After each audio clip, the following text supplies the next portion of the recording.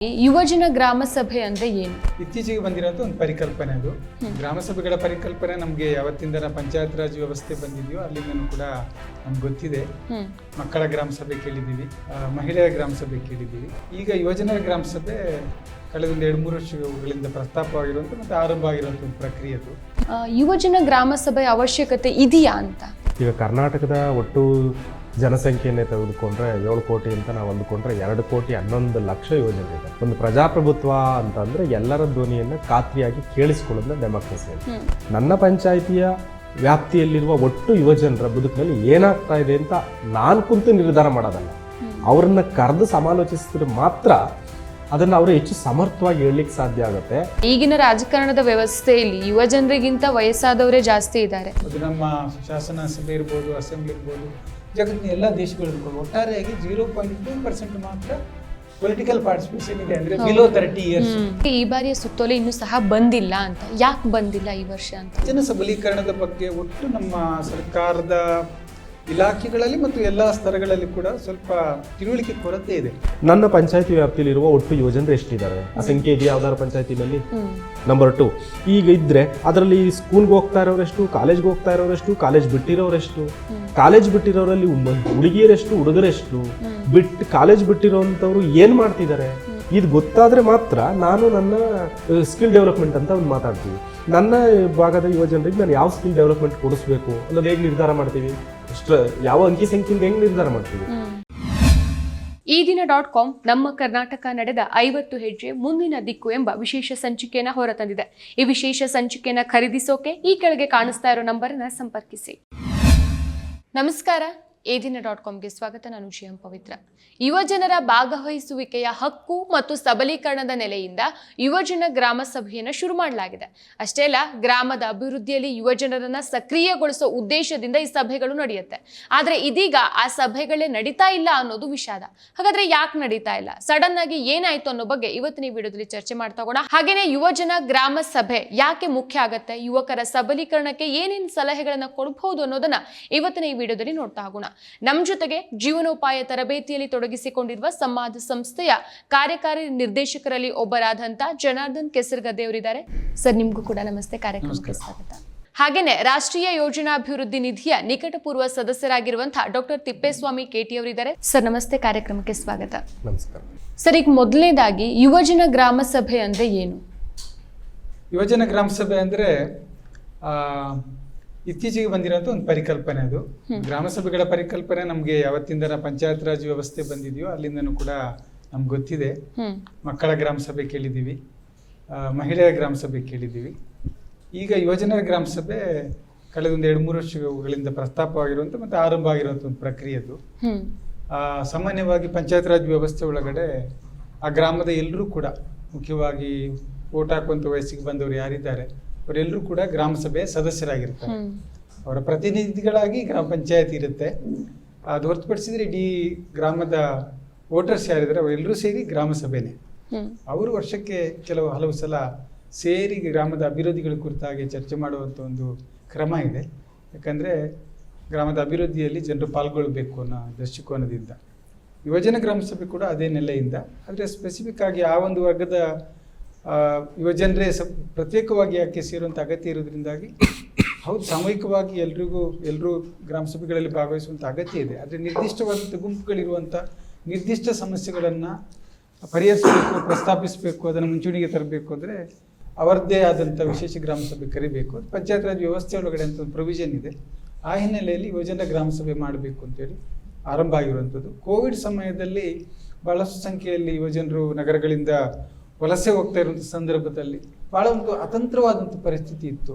ಪ್ರಮುಖವಾಗಿ ಉದ್ಯೋಗ ಮತ್ತು ಶಿಕ್ಷಣ ಯುವಜನರನ್ನ ಕಾಡುವಂಥ ಮತ್ತು ಬಹಳ ಸಮಸ್ಯೆಗೆ ಈಡು ಮಾಡುವಂಥ ವಿಚಾರಗಳಾಗಿರೋದ್ರಿಂದಾಗಿ ಅವುಗಳನ್ನು ಮುಖ್ಯವಾಗಿ ಇಟ್ಕೊಂಡು ಇತರ ಸಮಸ್ಯೆಗಳನ್ನೆಲ್ಲನೂ ಕೂಡ ಪ್ರಸ್ತಾಪ ಮಾಡೋಕ್ಕೆ, ಗ್ರಾಮದ ಮುಂದೆ ಇಡೋದಕ್ಕೆ, ತಾವು ಕೂಡ ಬದಲಾವಣೆ ಪ್ರಕ್ರಿಯೆಯಲ್ಲಿ ಹೇಗೆ ಭಾಗವಹಿಸ್ಬೋದು ಅನ್ನೋವನ್ನು ಅಭಿವ್ಯಕ್ತಿಗೊಳಿಸಿ ಅದರ ಭಾಗವಾಗೋದಕ್ಕೆ ಒಂದು ವ್ಯವಸ್ಥೆಯನ್ನು ಶುರು ಮಾಡಿರುತ್ತದೆ ಯುವಜನರ ಗ್ರಾಮ ಸಭೆ. ತಿಪ್ಪೇಸ್ವಾಮಿ ಅವರೀಗ ಯುವಜನ ಗ್ರಾಮ ಸಭೆ ಅವಶ್ಯಕತೆ ಇದೆಯಾ ಅಂತ? ಈಗ ನಮ್ಮ ಜನಾರ್ದನ್ ಸರ್ ಈಗಾಗಲೇ ಯುವಜನರ ದಾಖಲಾಟಗಳು, ಅವರು ಎಸ್ಪೆಷಲಿ ಕೋವಿಡ್ ಟೈಮ್ನಲ್ಲಿ ಯಾವ ಇಶ್ಯೂಸ್ನ ಅಡ್ರೆಸ್ ಮಾಡಿದ್ರು ಮತ್ತು ಎದುರಿಸಿದ್ರು ಅನ್ನೋದ್ರ ಬಗ್ಗೆ ಹೇಳಿದ್ರು. ಈಗ ಕರ್ನಾಟಕದ ಒಟ್ಟು ಜನಸಂಖ್ಯೆಯನ್ನೇ ತೆಗೆದುಕೊಂಡ್ರೆ 7 ಕೋಟಿ ಅಂತ ನಾವು ಅಂದ್ಕೊಂಡ್ರೆ 2 ಕೋಟಿ 11 ಲಕ್ಷ ಯುವಜನರಿದ್ದಾರೆ. ಈ 2 ಕೋಟಿ 11 ಲಕ್ಷ ಅನ್ನೋದು ಜನಸಂಖ್ಯೆ ದೊಡ್ಡ ಭಾಗ. ಇವರ ಧ್ವನಿಗಳನ್ನ ಆಲಿಸುವಂಥದ್ದು ಒಳ್ಳೆ ಡೆಮಾಕ್ರಸಿಯ ಲಕ್ಷಣ. ಒಂದು ಪ್ರಜಾಪ್ರಭುತ್ವ ಅಂತ ಅಂದ್ರೆ ಎಲ್ಲರ ಧ್ವನಿಯನ್ನ ಖಾತ್ರಿಯಾಗಿ ಕೇಳಿಸ್ಕೊಳ್ಳೋದನ್ನ ಡೆಮಾಕ್ರಸಿ ಅಂತ. ಹಾಗಾಗಿ ದೇಶದ ಜನಸಂಖ್ಯೆಯ ದೊಡ್ಡ ಭಾಗವಾದ ಯುವಜನರನ್ನ, ಅವರ ಕುಂದುಕೊರತೆಗಳನ್ನ, ಅವ್ರು ಎದುರಿಸ್ತಿರೋ ಸವಾಲುಗಳನ್ನ, ಆಡಳಿತ ಮತ್ತು ಪ್ರಜಾಪ್ರಭುತ್ವದ ಪ್ರಕ್ರಿಯೆಯಲ್ಲಿ ಯುವಜನರನ್ನ ತೊಡಗಿಸ್ಕೊಳ್ಳದೆ ನಾವೊಂದು ರಾಷ್ಟ್ರದ ಅಭಿವೃದ್ಧಿ ಸಾಧಿಸ್ತೀವಿ ಅಂತನೋ ಯುವಜನರನ್ನ ಸಬಲೀಕರಣ ಮಾಡ್ತೀವಿ ಅನ್ನೋದು ಕನಸಿನ ಮಾತಾಗ್ಲಿಕ್ಕೆ ಸಾಧ್ಯ ಆಗುತ್ತೆ.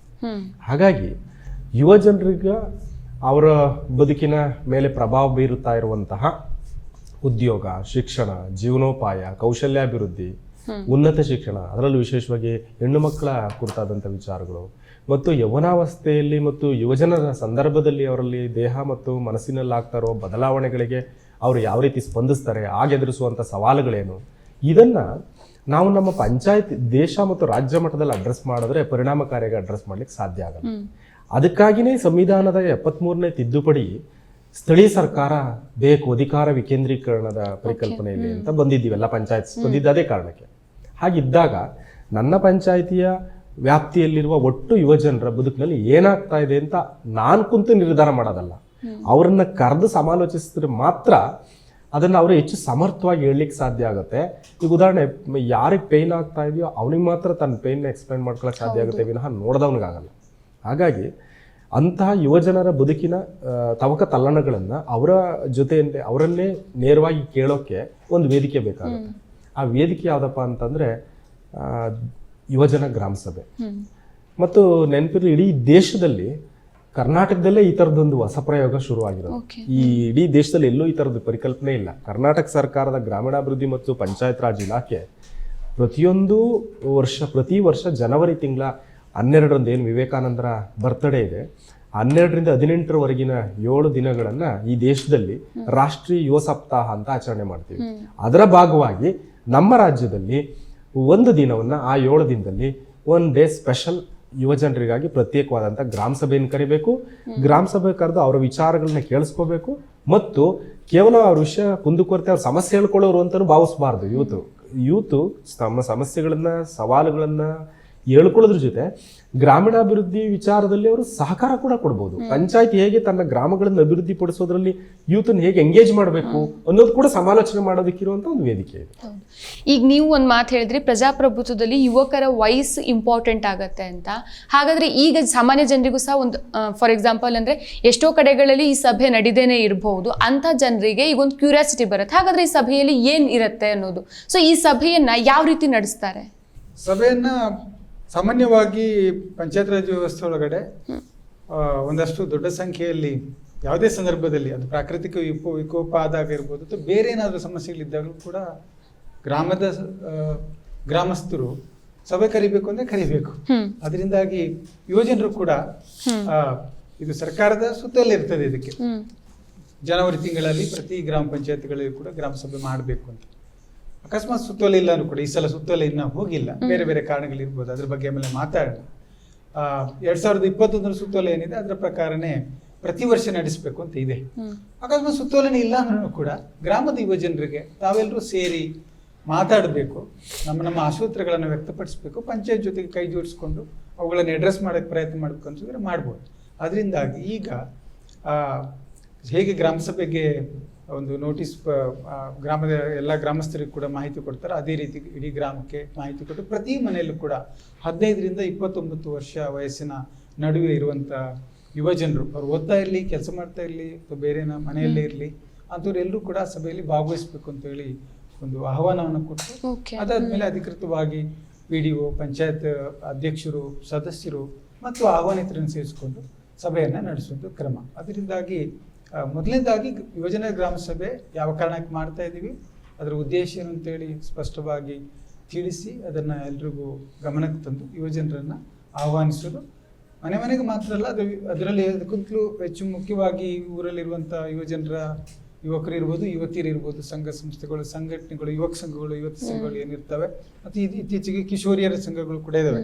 ಯಾಕಂದ್ರೆ 15ರಿಂದ 29 ಅಂದಾಗ 15ರಿಂದ 18 ಒಂದು ರೀತಿಯಲ್ಲಿ ಮಕ್ಕಳು ಅನ್ನೋ ವ್ಯಾಪ್ತಿಗೆ ಬಂದರೂ ಕೂಡ ನಮ್ಮ ನ್ಯಾಷನಲ್ ಯೂತ್ ಪಾಲಿಸಿ ಪ್ರಕಾರ ಮತ್ತು ರಾಜ್ಯದ ಯುವ ನೀತಿ ಪ್ರಕಾರನೂ ಕೂಡ 15ರಿಂದ 29 ವರ್ಷ ವಯಸ್ಸಿನ ಯುವ ಜನರು ಅನ್ನೋ ಕಾರಣಕ್ಕೆ ಕಿಶೋರಿಯರು ಕೂಡ 15 ವರ್ಷ ಮೇಲ್ಪಟ್ಟು ಎಲ್ಲರೂ ಕೂಡ ಭಾಗವಹಿಸುವ ಹಾಗೆ ಅಂಗನವಾಡಿಗಳ ಟೀಚರ್ಗಳು ಯುವ ಕಿಶೋರಿಯರನ್ನು ಸಂಘವಾಗಿ ಮಾಡ್ತಾ ಇದ್ದಾರೆ. ಅದು ಅವರ ಕೆಲಸದ ಭಾಗವಾಗಿರೋದ್ರಿಂದ ಅವರ ಮೂಲಕ ಎಲ್ಲರನ್ನ ಒಳಗೊಳಿಸಿಕೊಂಡು ಯುವ ಜನರನ್ನ ಸೇರಿಸುವಂಥ ಪ್ರಕ್ರಿಯೆ ಆಗಬೇಕಾಗಿದೆ. ಓಕೆ, ಈ ಯುವಜನ ಗ್ರಾಮ ಸಭೆ ಅನ್ನೋ ಕಾನ್ಸೆಪ್ಟು ಅಥವಾ ಈ ಒಂದು ಪ್ರಯತ್ನ ಯಾವಾಗಿಂದ ಶುರುವಾಯಿತು? ಸುಮಾರು ಈಗ ಆರಂಭದಲ್ಲೇ ಮಾತಾಡಿದ್ರು, ಕೋವಿಡ್ ಸಮಯದಲ್ಲಿ ಇಂಥದ್ದೊಂದು ಚರ್ಚೆ ಬಂತು. ಆಕ್ಚುಲಿ ಕೋವಿಡ್ಗಿಂತ ಹಿಂದೆ ಕೂಡ ನಾವು ಸಾಕಷ್ಟು ಸಾಮಾಜಿಕವಾಗಿ ಯುವಜನರ ಸಬಲೀಕರಣದ ಕುರಿತಾಗಿ ಯೋಚನೆ ಮಾಡುವಂಥ ಹಲವಾರು ವೇದಿಕೆಗಳು, ಕರ್ನಾಟಕ ರಾಜ್ಯ ಯುವಜನ ಕಾರ್ಯಕರ್ತರ ವೇದಿಕೆ ಇರ್ಬೋದು, ಹೀಗೆ ಬೇರೆ ಬೇರೆ ಜಿಲ್ಲೆಗಳಲ್ಲಿ ಯುವಜನರು ಸಂಘಟಿತರಾಗಿ ನಾವು ತುಮಕೂರಲ್ಲಿ ಕೂಡ ಸರ್ವ ಇದ್ದಾರೆ. 2017ರಲ್ಲಿ ಮೊದಲ ಬಾರಿಗೆ ಇಂಥದ್ದೊಂದು ಪ್ರಸ್ತಾಪ ಆಯಿತು. ರಾಜ್ಯ ಮಟ್ಟದ ಯುವಜನರ ಸಮಾಲೋಚನಾ ಸಭೆ ಕರೆದಿದ್ವಿ. ರಾಜ್ಯದ ಬೇರೆ ಬೇರೆ ಎಲ್ಲ ಭಾಗಗಳ ಯುವಜನ ಕಾರ್ಯಕರ್ತರು ಅಲ್ಲಿ ಸೇರ್ಕೊಂಡಿದ್ರು. ಅಂತ ಇದರಲ್ಲಿ ನಾವು ಆ ಟೈಮ್ಗೆ ಒಂದು ಯೂತ್ ಮ್ಯಾನಿಫೆಸ್ಟೋ ಕೂಡ ರಿಲೀಸ್ ಮಾಡಿದ್ವಿ, ಕರ್ನಾಟಕದ ಎಲ್ಲ ರಾಜಕೀಯ ಪಕ್ಷಗಳಿಗೆ ಆಗಬೇಕು ಅಂತ. ಆ ಯೂತ್ ಮ್ಯಾನಿಫೆಸ್ಟೋನಲ್ಲಿ ಬಂದಂತ ಬಹಳ ಮುಖ್ಯವಾದದ್ದು ಯಾವುದು ಅಂತಂದ್ರೆ ಯುವಜನ ಗ್ರಾಮ ಸಭಾ.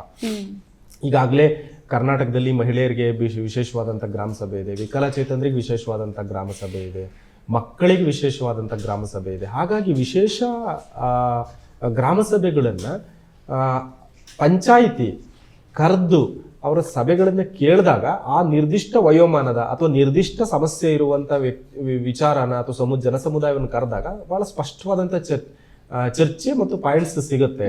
ಅದನ್ನ ಪಂಚಾಯತಿ ತನ್ನ ಕಾರ್ಯಯೋಜನೆಯಲ್ಲಿ ಸೇರಿಸ್ಕೋಬಹುದು ಅನ್ನೋದು ಆಶಯ. ಹಾಗಾಗಿ ಬಿಫೋರ್ ಕೋವಿಡ್ ಇಂದ ಕೂಡ ಈ ಚರ್ಚೆ ನಡೀತಾನೆ ಇತ್ತು. ಬಟ್ ಕೋವಿಡ್ ಸಂದರ್ಭದಲ್ಲಿ ಹೆಚ್ಚು ಯುವಜನರು ಇಲ್ಲಿಂದ ನಗರಗಳಿಂದ ಹಳ್ಳಿಗಳಿಗೆ ಮುಖ ಮಾಡಿ ನೋಡಿದಾಗ, ಕೃಷಿ ಕಡೆ ಹೋದಾಗ, ಸ್ವಯಂ ಉದ್ಯೋಗಗಳನ್ನ ತೆಗೆದುಕೊಳ್ಬೇಕಾದಂತ ಪರಿಸ್ಥಿತಿ ಬಂದಾಗ, ಹೌದಲ್ವಾ, ಪಂಚಾಯತ್ ಆಗಿದ್ರೆ ಇಲ್ಲಿಂದ ಬಂದಂತ ದೊಡ್ಡ ಯೋಜನೆ, ಈಗ ನಾವು ಮಾತಾಡಿದ್ವಿ ಕರ್ನಾಟಕ ಸ್ಟೇಟ್ ಯೂತ್ ಪಾಲಿಸಿ ಅಂತ, ಈಗ 2,11,00,000 ಯುವಜನರು ಅಂತ ಮಾತಾಡ್ತಿದ್ವಲ್ಲ, ಇದರಲ್ಲಿ 67% ಯೂತ್ ಎಲ್ಲಿದ್ದಾರೆ ಅಂದ್ರೆ ಈಗಲೂ ಕೂಡ ಗ್ರಾಮೀಣ ಭಾಗದವರೇ ಆಗಿದ್ದಾರೆ. ಅಷ್ಟು ದೊಡ್ಡ ಮಟ್ಟದ ಯುವ ಸಮುದಾಯ. ಅವರ ವಿಚಾರಗಳನ್ನು ಕೇಳಿಸ್ಕೊಳ್ಳೋದು ಪಂಚಾಯತಿಯ ಆದ್ಯ ಕರ್ತವ್ಯ, ಪಂಚಾಯತಿ ಒಂದು ಪ್ರಕಾರಿಗಳಲ್ಲಿ ಒಂದು. ಹಾಗಾಗಿ ಇಂಥದ್ದೊಂದು ಗ್ರಾಮ ಸಭೆ ಆಗಬೇಕು ಅನ್ನೋದು ಐ ಥಿಂಕ್ ನನ್ನ ಪ್ರಕಾರ ಒಂದು 7-8 ವರ್ಷಗಳ ಒಟ್ಟು ಪ್ರಯತ್ನ. ಅದರ ಫಲವಾಗಿ ಕಳೆದ 2 ವರ್ಷದಲ್ಲಿ ಇಂಥದ್ದೊಂದು ಗ್ರಾಮ ಸಭಾ ಆಗಬೇಕು ಅನ್ನೋದು ಸರ್ಕಾರ ಆದೇಶ ಮಾಡಿದೆ. ಓಕೆ, ಅಂದ್ರೆ 2022ರಿಂದ ಅಧಿಕೃತವಾಗಿ ಶುರುವಾಯಿತು. ಸೊ ಈಗ ಹಾಗಾದ್ರೆ 2022ರಿಂದ ಅಧಿಕೃತವಾಗಿ ಶುರುವಾಯಿತು ಅಂತಂದ್ರೆ 2022ಕ್ಕಿಂತ ಮೊದಲು ಯಾವ ರೀತಿ ಇತ್ತು, 2022ರಲ್ಲಿ ಯಾವ ರೀತಿ ಇತ್ತು, ಅದರ ನಂತರ ಯುವಜನ ಗ್ರಾಮ ಸಭೆ ಯಾವ ರೀತಿ ಆಯ್ತು ಅನ್ನೋ ಬಗ್ಗೆ ಹೇಳಿ. 2021ರಲ್ಲಿ ಡಿಸೆಂಬರ್ನಲ್ಲಿ ಕರ್ನಾಟಕ ಸರ್ಕಾರದಿಂದ ಅಧಿಸೂಚನೆ ಸುತ್ತೋಲೆ ಹೋಗಿರುವಂತದ್ದು, ಗ್ರಾಮ ಸಭೆಗಳು, ಯುವಜನ ಗ್ರಾಮ ಸಭೆಗಳು ನಡೀಬೇಕು ಅಂತ. 22ರಲ್ಲಿ ಅಂದ್ರೆ 2022 ಜನವರಿನಲ್ಲಿ ಮಾಡಬೇಕಿತ್ತು. 2ನೇ ವಾರದಲ್ಲಿ ನ್ಯಾಷನಲ್ ಯೂತ್ ಡೇ ಏನಿದೆ ಆ ವಾರದಲ್ಲಿ ಯಾವಾಗ ಅನುಕೂಲ ಆಗುತ್ತೋ ಆ ದಿನಾಂಕದಂದು ಮಾಡ್ಬೋದು ಅಂತ. ಆದರೆ ಸ್ಪಷ್ಟವಾದ ಚಿತ್ರಣ ಇಲ್ಲ. ವಾಸ್ತವವಾಗಿ ಎಷ್ಟು ಕಡೆಗೆ ಆ ನೋಟಿಫಿಕೇಶನ್ನ ಆಧಾರದ ಮೇಲೆ ಎಷ್ಟು ಪಂಚಾಯತ್ಗಳಲ್ಲಿ ಯೋಜನೆ ಗ್ರಾಮ ಸಭೆಗಳು ನಡೆಯಿತು ಅಂತ ನಮಗೆ ಗೊತ್ತಿರುವ ಕಡೆಗೆ ಕೆಲವು ಕಡೆಗೆ ನಡೆದಿದೆ. ನಾವು ಸಾಧ್ಯ ಆದಷ್ಟು ಕಡೆಗೆ ನಾವೆಲ್ಲ ಸಂಪರ್ಕ ಇದೆ ಅಲ್ಲೆಲ್ಲೂ ಕೂಡ ಯುವಜನರಿಗೆ ಹೇಳಿದ್ವಿ ಯೋಜನೆ ಗ್ರಾಮ ಸಭೆಗಳನ್ನು ಮಾಡಿ ಅಂತ. ಬಹುಶಃ ಆವಾಗ ಕೋವಿಡ್ ಕೂಡ ಇದ್ದಿದ್ರಿಂದಾಗಿ ಸ್ವಲ್ಪ ಮಟ್ಟಿಗೆ ನಡೆಯಿತು, ಯಾಕಂದ್ರೆ ಅನಿವಾರ್ಯ ಇತ್ತು, ಅಗತ್ಯ ಇತ್ತು ಯುವಜನರಿಗೂ ಕೂಡ. 2023ರಲ್ಲಿ ಮತ್ತು ಈ ವರ್ಷ ಸುತ್ತೋಲೆ ಹೊರಡಿಸಿಲ್ಲ. ಆದರೆ ಕಳೆದ ವರ್ಷ ಕೂಡ ನಮ್ಮ ಗಮನಕ್ಕೆ ಬಂದ ಹಾಗೆ ಸಾಕಷ್ಟು ಪಂಚಾಯತ್ಗಳಲ್ಲಿ ಯುವಜನರು ಹೋಗಿ ಕೇಳಿದ್ದಾರೆ. ಕಳೆದ ವರ್ಷದ ನೋಟಿಫಿಕೇಶನ್ ಇದೆಯಲ್ಲ ಅದು ಸ್ಪಷ್ಟವಾಗಿ ಇರೋದ್ರಿಂದಾಗಿ ಪ್ರತಿ ವರ್ಷ ಯುವಜನ ಗ್ರಾಮ ಸಭೆ ನಡೆಸಬೇಕು ಅಂತ ಇರೋದ್ರಿಂದಾಗಿ ಈ ವರ್ಷ ನಡೆಸಿರ್ತೇವೆ. ಬಹಳಷ್ಟು ಕಡೆ ಯುವಜನರು ಹೋಗಿ ಪಂಚಾಯತ್ನ PDOನ ಕೇಳಿ ಸಭೆಗಳನ್ನು ಮಾಡಿಸಿದ್ದಾರೆ. ಆದರೆ ಇನ್ನೂ ಕೂಡ ಇದೊಂದು ದೊಡ್ಡ ಪ್ರಮಾಣದಲ್ಲಿ ಪಂಚಾಯತ್ಗಳ ಮಟ್ಟಕ್ಕೆ ಮಾಹಿತಿ ತಲುಪಿಲ್ಲ. ಸುತ್ತೋಲೆ ಹೋಗಿದ್ರು ಕೂಡ ಮತ್ತೆ ಮಾಡಬೇಕು ಯಾಕೆ ಅನ್ನೋದು ಸ್ಪಷ್ಟ ಆಗಿಲ್ಲ. ಬಹುಶಃ ಇದಕ್ಕೆ ಒಂದಷ್ಟು ವರ್ಷಗಳ ಹಿಡಿತದೆ, ಯಾಕೆಂದರೆ ಎಲ್ರಿಗೂ ಅದು ಮನವರಿಕೆ ಆಗಿ ಅದನ್ನ ಇದು ಬೇಕು ಅಂತ ಅದನ್ನು ಸಾಧ್ಯ ಆಗಿಸೋದಕ್ಕೆ. ಅದಲ್ಲದೆ ಬೇರೆ ಕಾರಣಗಳಿದ್ದಾವೆ. ಒಂದು ರೀತಿಯಲ್ಲಿ ನೋಡಿದ್ರೆ ಈಗ ನಾವು ಗಮನಿಸ್ತಿರೋ ಪ್ರಕಾರ ಸರ್ಕಾರದ ಮಟ್ಟದಲ್ಲಿ ಸ್ಥಳದ ಏನು ಅಧಿಕಾರಿಗಳಿದ್ದಾರೆ ಅವರಿಗೆ ಅಷ್ಟೊಂದು ಇದು ಉತ್ಸಾಹದಾಯಕ ಏನು ಅಲ್ಲ. ಆದರೆ ಮೇಲ್ಮಟ್ಟದಲ್ಲಿರುವಂಥವರಿಗೆ ಗೊತ್ತಿದೆ, IAS ಆಫೀಸರ್ಸ್ ಏನಿದ್ದಾರೆ, ಕಮಿಷನರು ಅಥವಾ ಸೆಕ್ರೆಟರಿಗಳಿಗೆ ಆ ಮಟ್ಟದಲ್ಲಿ ಇದು ಅದರ ಬಗ್ಗೆ ಸ್ಪಷ್ಟ ತಿಳುವಳಿಕೆ ಇದೆ ಮತ್ತು ಆಸಕ್ತಿ ಇದೆ. ಅವರೇ 2022ರಲ್ಲಿ ಅಧಿಸೂಚನೆ ಹೊರಡಿಸಿರುವಂಥದ್ದು. ಆದರೆ ಯಾಕಂದರೆ ಅವರೊಂದು ವಿಷನ್ ಇದೆ, ನಿಜವಾಗಲೂ ಗ್ರಾಮ ಸ್ವರಾಜ್ಯವನ್ನು ಕಟ್ಟಬೇಕು, ಪಂಚಾಯತ್ ಮಟ್ಟದಲ್ಲಿ ಎಲ್ಲ ಜನರು ಯುವಜನರು ಭಾಗವಹಿಸಬೇಕು ಅಂತ. ಅದರಿಂದಾಗಿ ಎಲ್ಲರಿಗೂ ಆ ಒಂದು ಮೊದಲನೇದಾಗಿ ಯುವಜನರ ಸಮಸ್ಯೆಗಳನ್ನ ಅರ್ಥ ಮಾಡ್ಕೋಬೇಕು, ಅದಕ್ಕೆ ಸ್ಪಂದಿಸಬೇಕು, ಅವರಿಗೆ ಭಾಗವಹಿಸೋದಕ್ಕೆ ಅವಕಾಶ ಮಾಡಿಕೊಡ್ಬೇಕು ಅನ್ನೋದೊಂದು ಬರಬೇಕಾಗಿದೆ. ಯುವಜನ ಸಭೆ ಕೂಡ, ಗ್ರಾಮ ಸಭೆ ಕೂಡ ಅಂತ ಒಂದು ಸ್ಪೇಸ್ ಅಂತ ನಾವು ಪರಿಗಣಿಸಬೇಕಾಗುತ್ತೆ. ಮತ್ತೆ ಒಂದು ವಿಚಾರ ಹೇಳಕ್ಕೆ ಬಯಸ್ತೀನಿ ನಾನು. 2017ರಲ್ಲಿ ನ್ಯಾಷನಲ್ ಒಂದು ಸ್ಯಾಂಪಲ್ ಸರ್ವೆ ಮಾಡಿದ್ದಾರೆ ಯೂತ್ ಡೆವಲಪ್ಮೆಂಟ್ ಇಂಡೆಕ್ಸ್ ಅನ್ನು ಇಟ್ಕೊಂಡು. ಯೂತ್ ಡೆವಲಪ್ಮೆಂಟ್ ಇಂಡೆಕ್ಸ್ ಅಂದ್ರೆ ನಮ್ಮ ಭಾರತ ಸಂದರ್ಭದಲ್ಲಿ ಇದು 2010 ನಂತರ ಬಂದಿರುವಂತಹ ಪರಿಕಲ್ಪನೆ. ಆ ಯೂತ್ ಡೆವಲಪ್ಮೆಂಟ್ ಇಂಡೆಕ್ಸ್ ಅನ್ನ ತಯಾರು ಮಾಡುವಂಥದ್ದಲ್ಲಿ ನಾವು ಕೂಡ ಕೆಲವು ಕಾರ್ಯಾಗಾರಗಳಲ್ಲಿ ಭಾಗವಹಿಸಿದ್ವಿ. ಅದರ ಪ್ರಕಾರನೇ ಅದರಲ್ಲಿ ಆರೋಗ್ಯ, ಯುವಜನರ ಆರೋಗ್ಯ, ಶಿಕ್ಷಣ ಮತ್ತು ಉದ್ಯೋಗ ಇದೆಲ್ಲವನ್ನು ಗಮನದಲ್ಲಿಟ್ಟುಕೊಂಡು ಯುವಜನರು ಎಷ್ಟು ಸಬಲೀಕರಣಗೊಂಡಿದ್ದಾರೆ ಅಂತ ಹೇಳಿ ಅಳತೆ ಮಾಡ್ತಾರೆ. ಅದರ ಪ್ರಕಾರನೇ ಯುವಜನರ ಸಿವಿಕ್ ಪಾರ್ಟಿಸಿಪೇಷನ್, ನಾಗರಿಕ ಚಟುವಟಿಕೆಗಳಿರುವ ಭಾಗವಹಿಸುವಿಕೆ ಏನಿದೆ ಅಂದ್ರೆ 0.19 ಇದೆ. ಮತ್ತು ಪೊಲಿಟಿಕಲ್ ಪಾರ್ಟಿಸಿಪೇಷನ್ 0.43 ಇದೆ. 1 ಅಂದ್ರೆ ಗರಿಷ್ಠ ಅಂತ ಅರ್ಥ. 0.19 ಅಂದ್ರೆ 2ಕ್ಕಿಂತ ಕಡಿಮೆ. ಆವರೇಜ್ ಯೂತ್ ಡೆವಲಪ್ಮೆಂಟ್ ಇಂಡೆಕ್ಸ್ 0.56 ಇದೆ, ಅಂದ್ರೆ 6ಕ್ಕೆ ಹತ್ರ ಇದೆ, 0.6ಗೆ ಹತ್ರ. ಅದರಿಂದಾಗಿ ಇದೊಂದು ಸರ್ಕಾರದ ನೆಲೆಯಿಂದನೂ ಕೂಡ ಒಂದು ಹೇಗೆ ಯುವಜನರನ್ನ ನಾಗರಿಕ ಚಟುವಟಿಕೆಗಳಲ್ಲಿ ಪಾಲ್ಗೊಳ್ಳುವಾಗೆ ಮಾಡುವುದು ಹೇಗೆ ಅನ್ನೋದು ಸವಾಲಿರುವಂಥದ್ದು.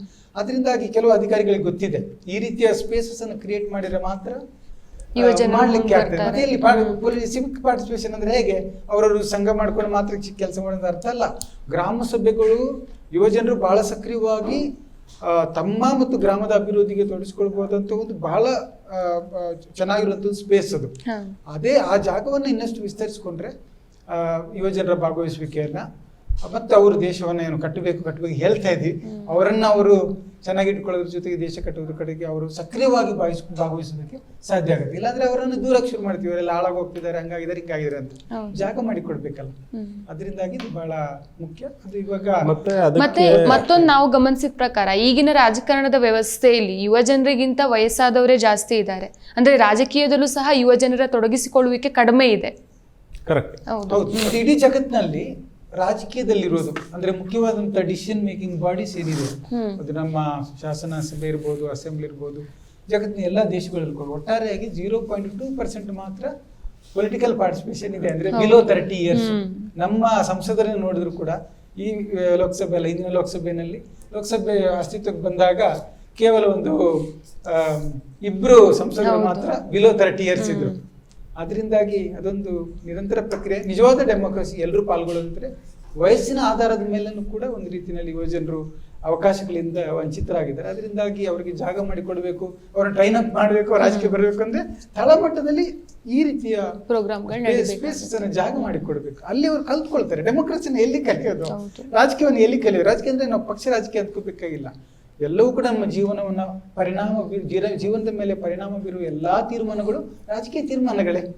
ಅದರಿಂದಾಗಿ ಅದು ಗ್ರಾಮ ಮಟ್ಟದಿಂದ ಆರಂಭ ಆಗಬೇಕು, ಯುವಜನ ಗ್ರಾಮ ಸಭೆಗಳು ನಡೀಬೇಕು. ಅದಕ್ಕೆ ಒಂದು ಪಾಯಿಂಟ್ ಸೇರ್ಸೋದಾದ್ರೆ, ಗ್ರಾಮ ಸಭೆ ಈಗ ಉದಾಹರಣೆ ಯುವಜನ ಗ್ರಾಮ ಸಭೆಗಳು ಈಗ ಸುತ್ತೋಲೆ ಕೊಟ್ಟಾಗಿದೆ ಸರ್ಕಾರ. ಪ್ರತಿ ವರ್ಷ ಜನವರಿ 12ರಿಂದ 18ರವರೆಗೂ ಯಾವ್ದಾದ್ರು ಒಂದು ದಿನ ಕಡ್ಡಾಯವಾಗಿ ವಿಶೇಷ ಯುವಜನ ಗ್ರಾಮ ಸಭೆಯನ್ನು ಆಯೋಜಿಸಬೇಕು ಅಂತ ಈ ಸರ್ಕಾರದ ಆಶಯ ಮತ್ತು ಅದರ ಜವಾಬ್ದಾರಿ ಒಂದು ಭಾಗ. ಈಗ ಅದು ಬಂದಿದೆಯಲ್ಲ, ಈಗ ಬಂದಾಗ ನಾವು ಈ ನಮ್ಮ ಈ ಮಾಧ್ಯಮದ ಮೂಲಕ ನಾವು ವಿನಂತಿ ಮಾಡ್ತಿರೋದು, ಕರ್ನಾಟಕದ ಎಲ್ಲ ಯೋಜನಾ ಕಾರ್ಯಕರ್ತರು, ಯುವಜನರು, ಪೋಷಕರು, ಯುವಜನರ ಪರವಾಗಿ ಯೋಚನೆ ಮಾಡುವಂಥವ್ರು, ಯುವಜನರ ಜೊತೆ ಕೆಲಸ ಮಾಡ್ತಿರೋ ಸಂಘ ಸಂಸ್ಥೆಗಳು ಆಯಾ ಪಂಚಾಯತಿ ವ್ಯಾಪ್ತಿಯೊಳಗಡೆ ಹೌದು ಸರ್ಕಾರದ ಒಂದು ಆದೇಶ ಇದೆ, ಹಾಗಿದ್ರೆ ನಮ್ಮ ಪಂಚಾಯತಿಲಿ ನಾವು ಮಾಡೋಣವಾ ಅಂತೇಳಿ ಜೊತೆ ಸೇರ್ಕೊಳ್ಳುವ, ಮಾತನಾಡುವ, ಮಾಹಿತಿಯನ್ನು ಕೊಡುವ. ಈಗ ನಮ್ಮ ಏನೇ ಸರ್ಕಾರ ಎಷ್ಟೇ ಅದ್ಭುತ ಯೋಜನೆ ತಂದರೂ ಕೂಡ ಅದ್ರ ಮಾಹಿತಿ ಇಲ್ಲದೆ ಇದ್ರೆ ಜನರಿಗೆ ಉಪಯೋಗ ಆಗಲ್ಲ. ವಾಸ್ತವದಲ್ಲಿ ಎಲ್ಲ ಒಂದು ರೀತಿ ಇನ್ನೂ ಕೂಡ ಯೋಜನಾ ಗ್ರಾಮ ಸಭಾ ಅನ್ನೋದೊಂದು ನಮ್ಮ ಸರ್ಕಾರ ಆದೇಶ ಮಾಡಿದೆ ಅನ್ನೋದೇನೆ ಸಾಕಷ್ಟು ಜನರಿಗೆ ಇನ್ನೂ ಮಾಹಿತಿ ಇಲ್ಲದೆ ಇರೋದನ್ನು ಕೂಡ ಗಮನಿಸಬಹುದು. ಉದಾಹರಣೆಗೆ ನಾನು ಎಕ್ಸಾಂಪಲ್ ಹೇಳೋದಾದ್ರೆ, ನಮ್ಮ ರಾಜ್ಯದಲ್ಲಿ ಮಕ್ಕಳ ಹಕ್ಕುಗಳಿಗೆ ಒಂದು ಸ್ಪೆಷಲ್ ಗ್ರಾಮ ಸಭಾ ಆಗಬೇಕು ಅಂತ ಬಂದಿದ್ದು 2006ರಲ್ಲಿ ಸುತ್ತೋಲೆ. ಬಟ್ ಆದ್ರೆ ಅವು ತುಂಬಾ ಕ್ರಿಯಾಶೀಲವಾಗಿ ಶುರು ಆಗಿದ್ದು ಕಳೆದ ಒಂದು 10 ವರ್ಷದಲ್ಲಿ.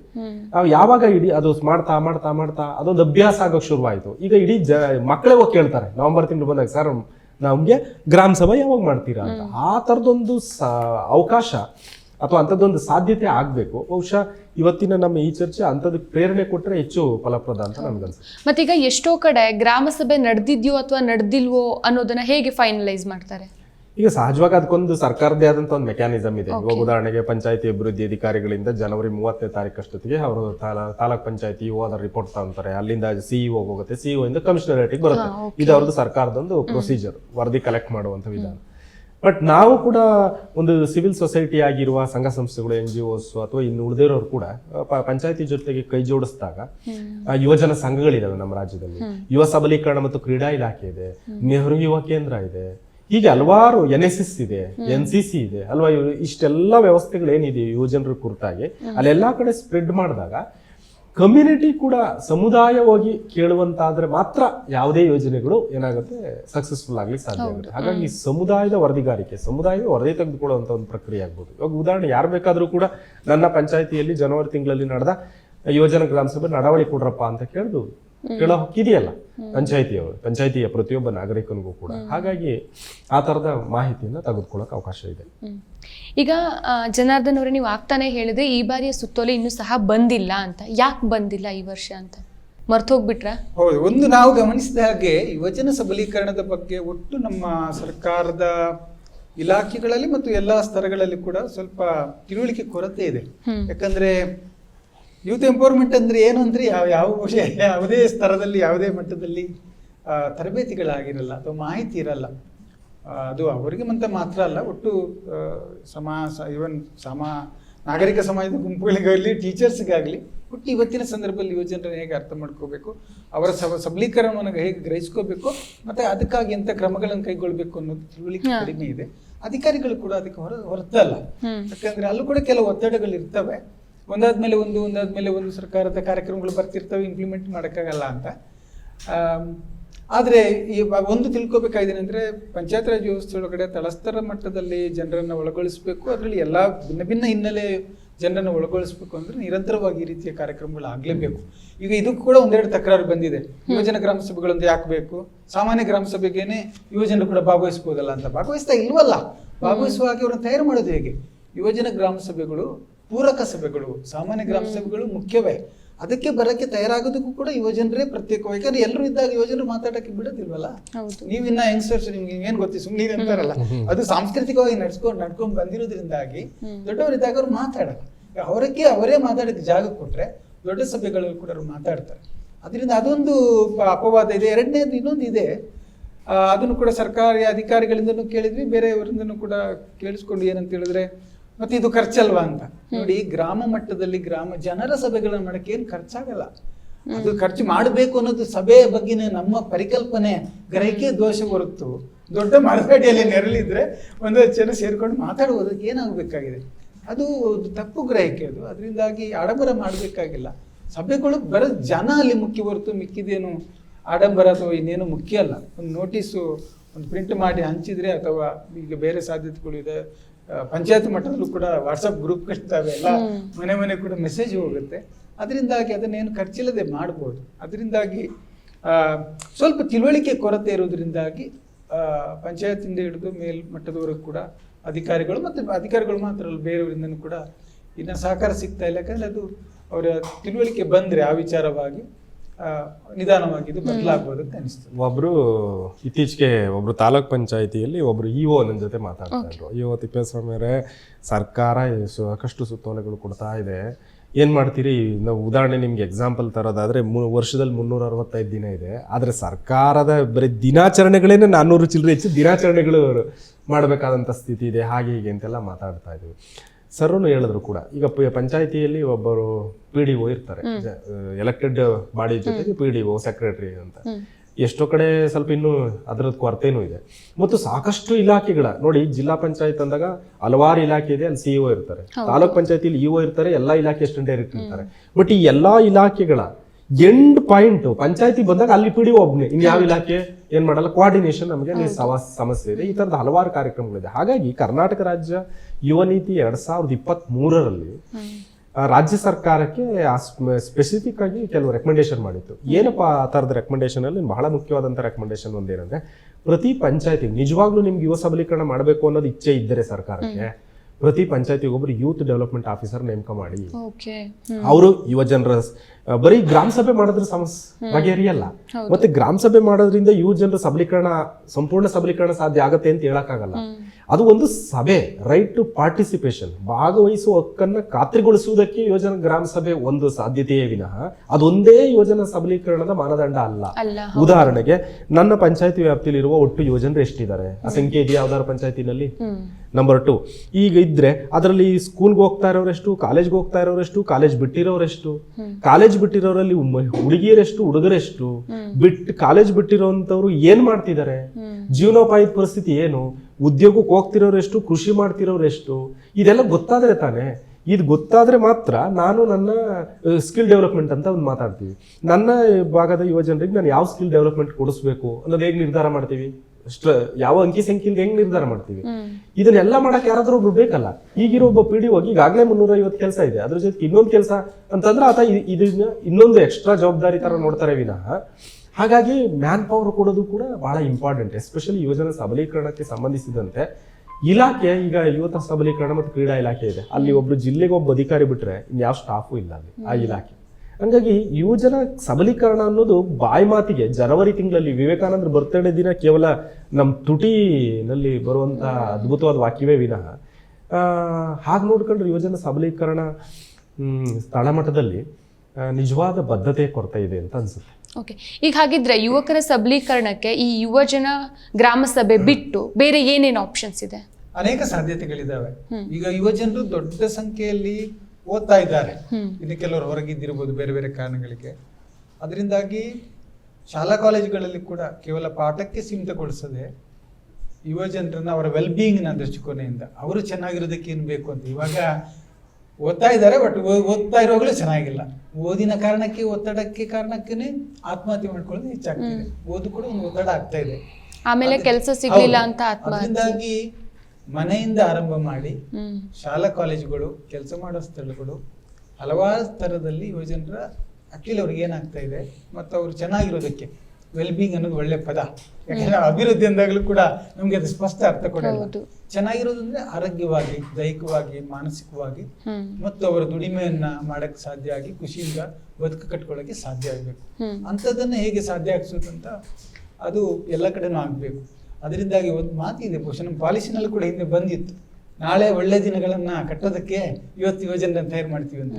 ಅವ್ರು ಓದಿ ಮುಗಿಸಿ ಬರುವಾಗಲೇ 10-17 ವರ್ಷ ಆಗ್ಬಿಡುತ್ತೆ. ಒಂದು ಡಿಗ್ರಿನ ಪೋಸ್ಟ್ ಗ್ರಾಜುಯೇಷನ್ ಮಾಡಿ ಬರುವಾಗ ಆ ಓದುವ ಸಮಯದಲ್ಲೂ ಚೆನ್ನಾಗಿರ್ಬೇಕಲ್ಲ.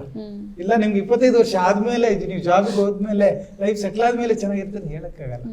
ಅದರಿಂದಾಗಿ ಆ ಓದುವ ಸಮಯದಲ್ಲೂ ಕೂಡ ಅವ್ರು ಚೆನ್ನಾಗಿರುವ ಹಾಗೆ ನೋಡ್ಕೋಬೇಕಾದ್ರಿಂದಾಗಿ ಅದಕ್ಕೆ ನಾನು ಆಗ್ಲೇ ಹೇಳಿದ್ದು, ಟೀಚರ್ಸ್ಗೂ ಕೂಡ ಹೇಗೆ ಯುವಜನರನ್ನ ಅರ್ಥ ಮಾಡ್ಕೋಬೇಕು ಮತ್ತು ಅವ್ರನ್ನ ಅವ್ರ ಜೊತೆ ಸ್ಪಂದಿಸಬೇಕು, ಅವರ ಸಬಲೀಕರಣ ನೆಲೆಯಿಂದ ಕೆಲಸ ಮಾಡಬೇಕು, ಅವ್ರ ಜೊತೆಗೆ ಓದ್ತಾ ಇರುವಾಗಲೂ ಕೂಡ ಅಂತ ಟ್ರೈನಿಂಗ್ ಆಗಬೇಕಾಗಿದೆ.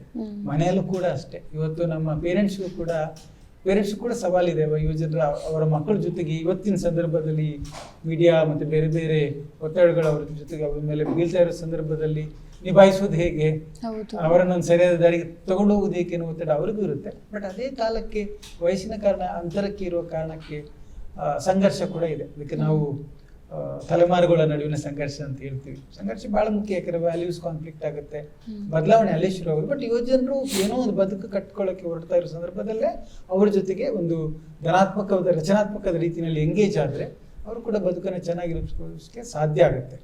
ಅದು ಇದು ಕುಟುಂಬ ಮತ್ತು ಶಾಲಾ ಕಾಲೇಜು ಕೆಲಸ ಮಾಡೋ ಸಂದರ್ಭದಲ್ಲಾದರೆ ಸರ್ಕಾರದ ಮಟ್ಟದಲ್ಲೂ ಕೂಡ ಅನೇಕ ಬದಲಾವಣೆಗಳು ಆಗಬೇಕಾಗಿದೆ. ಅದು ಕೂಡ ನಾವು ಹಲವಾರು ವರ್ಷದಿಂದ ಕೇಳ್ತಾ ಇದ್ದೀವಿ. ಅದರಲ್ಲಿ ಒಂದು ಯೂತ್ ಕಮಿಷನ್ ಮಾಡಬೇಕು ಅಂತ 2019ರಲ್ಲಿ 2017ರಲ್ಲಿ ಅದನ್ನು ಕೇಳಕ್ಕೆ ಶುರು ಮಾಡಿದ್ವಿ. 2019ರಲ್ಲಿ ಕರ್ನಾಟಕ ಸರ್ಕಾರ ಸ್ಪಂದಿಸ್ತು, ಯೂತ್ ಕಮಿಷನ್ ಮಾಡ್ತೀವಿ, ಹೇಗೆ ಮಾಡಬೇಕು ಅಂತ. ಆಗ ನಾವು ಅವರಿಗೊಂದು ವರದಿಯನ್ನು ಸಲ್ಲಿಸುವಷ್ಟೊತ್ತಿಗೆ ಸರ್ಕಾರಗಳು ಬದಲಾದವು. ಆ ನಂತರ ಕೂಡ ಅದು ಒಂದು ಡಿಮಾಂಡ್ ಮುಂದುವರಿತಾ ಬಂದಿದೆ. ಈಗ ಅಧಿಕಾರದಲ್ಲಿರುವಂತಹ ಪಕ್ಷದ ಪ್ರಣಾಳಿಕೆಯಲ್ಲಿ ಯೂತ್ ಕಮಿಷನ್ ಮಾಡ್ತೀವಿ ಅಂತ ಹೇಳಿದ್ದಾರೆ. ಇದು ಇಷ್ಟು ವರ್ಷಗಳ ಪ್ರಯತ್ನದಿಂದಾಗಿ. ಆದರೆ ಈ ಸರ್ಕಾರದಿಂದಲೂ ಕೂಡ ಬಹಳಷ್ಟು ಭರವಸೆಗಳನ್ನು ಈಡೇರಿಸಿದ್ದಾರೆ. ಅದು ಒಳ್ಳೆಯ ವಿಚಾರ. ಯುವ ಜನರ ಬಗೆಗಿನ ಕಾಳಜಿ ಸಾಲದು. ಯೂತ್ ಕಮಿಷನ್ ಮಾಡ್ತೀವಿ ಅಂತ ಹೇಳಿದ್ದಾರೆ, ಆದರೆ ಈ ಬಗ್ಗೆ ಕೂಡ ಅನೇಕ ಕಡೆ ಪ್ರಸ್ತಾಪ ಆದರೂ ಕೂಡ ಇನ್ನ ಅದಕ್ಕೆ ಬೇಕಾದ ಕ್ರಮ ಕೈಗೊಳ್ಳಿಲ್ಲ. ಯೂತ್ ಕಮಿಷನ್ ಯಾಕೆ ಅಂತ ಹೇಳಿದ್ರೆ ಅದು ಯುವಜನರ ಒಟ್ಟು ಪರಿಸ್ಥಿತಿಯನ್ನು ಅರ್ಥ ಮಾಡಿಕೊಂಡು ಆಗ್ಬೇಕಾಗಿರುವಂಥ ಸಾಂಸ್ಥಿಕ ಬದಲಾವಣೆಗಳನ್ನ, ನೀತಿಗಳಲ್ಲಿ ಆಗ್ಬೇಕಿರೋ ಬದಲಾವಣೆಗಳನ್ನ ಎಲ್ಲವನ್ನು ಕೂಡ ಶಿಫಾರಸು ಮಾಡುತ್ತೆ. ಇನ್ಕ್ಲೂಡಿಂಗ್ ರಿಸರ್ಚ್ ಮಾಡಿ ಯುವಜನರ ಪರಿಸ್ಥಿತಿ ಬಗ್ಗೆ ಮತ್ತು ಬೇರೆ ಬೇರೆ ದೇಶಗಳಲ್ಲಿ ಯುವಜನರ ಸಬಲೀಕರಣದ ನೆಲೆಯಿಂದ ಆಗಿರುವಂಥ ಪ್ರಯತ್ನಗಳನ್ನು ಕೂಡ ಅಧ್ಯಯನ ಮಾಡಿ ಅದನ್ನು ಇಟ್ಕೊಂಡು ಸರ್ಕಾರದ ಜೊತೆಗೆ ಕೆಲಸ ಮಾಡುವಂಥ ಪ್ರಕ್ರಿಯೆಗೆ ಚಾಲನೆ ಕೊಡುತ್ತೆ. ಅದೇನು ದೊಡ್ಡ ಖರ್ಚು ಬರುವಂಥ ದೊಡ್ಡ ಸಂಗತಿ ಏನಲ್ಲ. ಒಂದು 2-3 ಕೋಟಿ ರೂಪಾಯಿ ಒಂದು ವರ್ಷಕ್ಕೆ ತೆಗೆದುಕೊಂಡ್ರೆ ಒಂದು ಯೂತ್ ಕಮಿಷನ್ ಅನ್ನ ಸೆಟಪ್ ಮಾಡೋಕ್ಕಾಗತ್ತೆ. ಅಂದ್ರೆ ಯುವಜನರ ಬಗೆಗೆ ಅರ್ಥ ಮಾಡಿಕೊಂಡು ಕಾರ್ಯಕ್ರಮವನ್ನು ರೂಪಿಸೋದಕ್ಕೆ ಆರಂಭ ಮಾಡ್ಬೋದು. ಯಾಕಂದ್ರೆ ಯಾರು ಕೆಲವು ಸಂಸ್ಥೆಗಳು ಇನ್ಯಾರೋ ಕೇಳಿರೋದನ್ನೇ ಅಲ್ಲಿಗೆ ತೀರ್ಮಾನಕ್ಕೆ ಬರಬೇಕಾಗಿಲ್ಲ. ಈಗ ಸರ್ಕಾರದ ಕೈಲಿ ಫಸ್ಟ್ ಇನ್ಫಾರ್ಮೇಶನ್ ಇರಬೇಕಾಗತ್ತೆ. ಅದರಿಂದ ಅಂಥದನ್ನ ಮಾಡಬೇಕು. ಇಲಾಖೆಗಳನ್ನ ಬಲಪಡಿಸ್ಬೇಕಾದ್ರೆ ಆಗ್ಲೇ ತಿಪ್ಪೇಸ್ವಾಮಿ ಹೇಳಿದ ಹಾಗೆ ನಮ್ಮ ಜಿಲ್ಲಾ ಮಟ್ಟದಲ್ಲಿ ಎಡಿಗಳು ಏನಿದ್ದಾರೆ, ಅದರ ನಂತರ ಯೋಜನೆ ಸಬಲೀಕರಣಕ್ಕೆ ಇಲಾಖೆ ಇಲ್ಲ. ಅಥವಾ ಯೋಜನೆ ಸಬಲೀಕರಣ ಇಲಾಖೆನೂ ಕೂಡ ನೋಡಿದ್ರು ಕೂಡ ಅದು ಸ್ಪೋರ್ಟ್ಸ್ಗಷ್ಟೇ ಸೀಮಿತವಾಗಿದೆ ಹೊರತು ಅಲ್ಲಿ ಯೋಜನಾ ಸಬಲೀಕರಣ ಮತ್ತು ಕ್ರೀಡಾ ಇಲಾಖೆ ಅಂತ ಇದೆ. ಕ್ರೀಡೆ ಮಾತ್ರ ಇದೆ, ಸಬಲೀಕರಣದ ಯಾವ ಕಾರ್ಯಕ್ರಮಗಳು ಇಲ್ಲ. ಇದ್ರೂ ಕೂಡ ಬಹಳ ಕನಿಷ್ಠ 1-2 ಕಾರ್ಯಕ್ರಮಗಳು ಕೂಡ ಅವುಗಳ ಅನುಷ್ಠಾನ ಕೂಡ ಮಿತಿಯೊಳಗಡೆ ಇದೆ.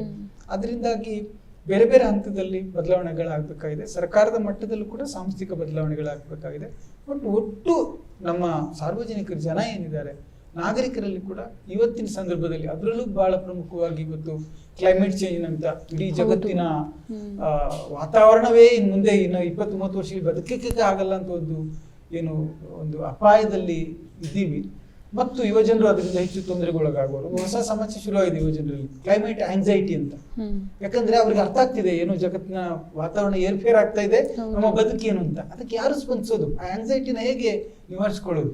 ಅದರಿಂದಾಗಿ ಅಂತ ಒಂದು ಸಂದಿಗ್ಧ ಸಂದರ್ಭದಲ್ಲಿ ಅದ್ರ ಜೊತೆಗೆ ಹೆಚ್ಚು ಈ ಆರ್ಟಿಫಿಷಿಯಲ್ ಇಂಟೆಲಿಜೆನ್ಸ್ ಮತ್ತು ಮತ್ತೊಂದು ತಾಂತ್ರಿಕ ಬದಲಾವಣೆಗಳಾಗ್ತಾ ಇರೋದ್ರಿಂದ ಉಂಟಾಗ್ತಾ ಇರುವಂತ ಉದ್ಯೋಗದ ಪ್ರಶ್ನೆಗಳು, ಅದ್ರ ಜೊತೆಗೆ ನಮ್ಮ ಸಾಮಾಜಿಕ ಸಂಘರ್ಷಗಳು, ಅದು ಜಾತಿ ಧರ್ಮದ ಹಿಡಿದು ಬೇರೆ ಬೇರೆ ಕಾನ್ಫ್ಲಿಕ್ಟ್ಸು, ಸಂಘರ್ಷಗಳು ನಡೀತಾ ಇದೆ. ಎಲ್ಲದಕ್ಕೂ ಕೂಡ ದೊಡ್ಡ ಸಂಖ್ಯೆಯಲ್ಲಿ ಬಲಿಯಾಗ್ತಾ ಇದೆ ಅಂದ್ರೆ ಅದರ ಅರ್ಥ ಅವರ ಜೀವನವನ್ನು ಕಳ್ಕೊಳ್ತಾ ಇದ್ದಾರೆ ಅಂತ. ಅದು ಪ್ರಾಣ ಅಲ್ಲ, ಪ್ರಾಣಕ್ಕಿಂತಲೂ ದೊಡ್ಡ ಪ್ರಮಾಣದ ಅವರ ಲೈಫ್ ಥ್ರೆಟನ್ ಆಗ್ತಾ ಇದೆ, ಅವರ ಜೀವನೋಪಾಯ ಲೈವ್ಲಿಹುಡ್ಸ್ ಥ್ರೆಟನ್ ಆಗ್ತಾ ಇದೆ, ಅಸ್ತಿತ್ವ ಥ್ರೆಟನ್ ಆಗ್ತಾ ಇದೆ.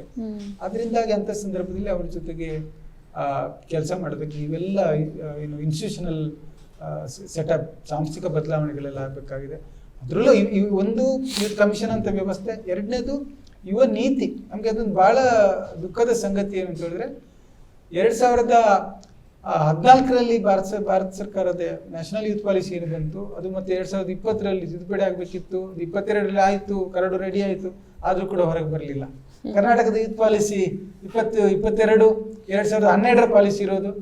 ಒಂದು 5 ವರ್ಷ 10 ವರ್ಷಕ್ಕಾದ್ರೂ ಅದನ್ನ ಮತ್ತೆ ರಿವೈಸ್ ಮಾಡಿ ತರಬೇಕಲ್ಲ. ಈಗಿನ ಸಂದರ್ಭದಲ್ಲಿ ಯೂತ್ ಇಶ್ಯೂಸ್ ಹೇಗೆ ಅರ್ಥ ಮಾಡ್ಕೊಳ್ತೀವಿ, ಹೇಗೆ ಸರಿಪಡಿಸ್ತೀವಿ ಅಂತ ಅದು ಕೂಡ ನೆನೆಗುದಿಗೆ ಬಿದ್ದಿದೆ. ಬೆಳಗಾವಿ ಹಿಂದಿನ ಸರ್ಕಾರ ಇದ್ದಾಗ ಬೆಳಗಾವಿ ಅಧಿವೇಶನದಲ್ಲಿ ಅದು ಅಪ್ರೂವ್ ಆಯ್ತು. ಅಪ್ರೂವ್ ಆಗ್ಲೂ ಕೂಡ ಕೆಲವು ಮುಖ್ಯಾಂಶಗಳನ್ನು ಬಿಟ್ಟು ಅಪ್ರೂವ್ ಮಾಡಿದ್ರು, ಆಮೇಲೆ ಅದು ಬದಿಗೆ ಸೇರಿತು. ಈಗಲೂ ನಾವು ಈ ಮಾಧ್ಯಮದ ಮೂಲಕ ಕರ್ನಾಟಕ ಸರ್ಕಾರ ಗಮನಕ್ಕೆ ತರ್ತೀವಿ.